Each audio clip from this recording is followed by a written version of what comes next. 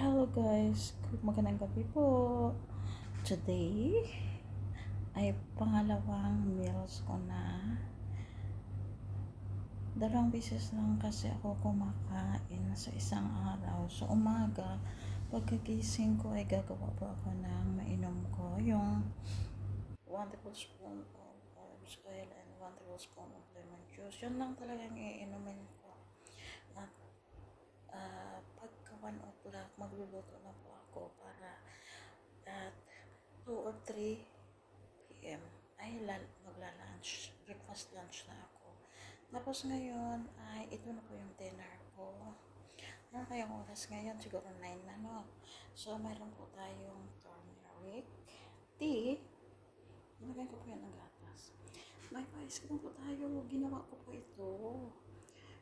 Ano po siya? Chocolate ice cream. Ayan po siya. Tapos may pa. Siya po. Strawberry din tayo. Check ko lang kung kanin po isang maliit na bang.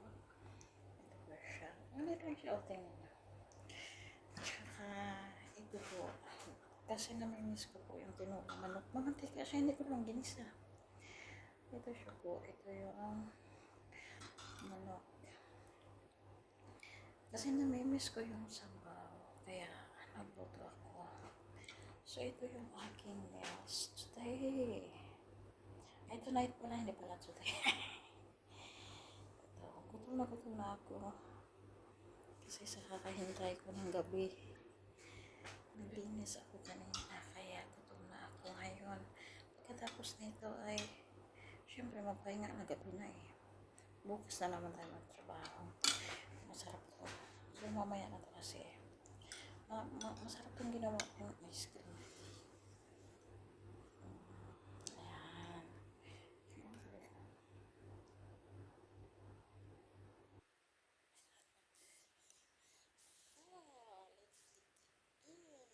Kasunod na po ay lola nyo.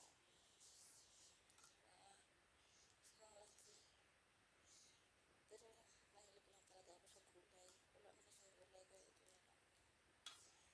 Kunti lang. Gusto ko sana yung munggo. Sana makalabas ako sa Biyernes. Pupunta ako sa aking BFF si Anesia Gardase.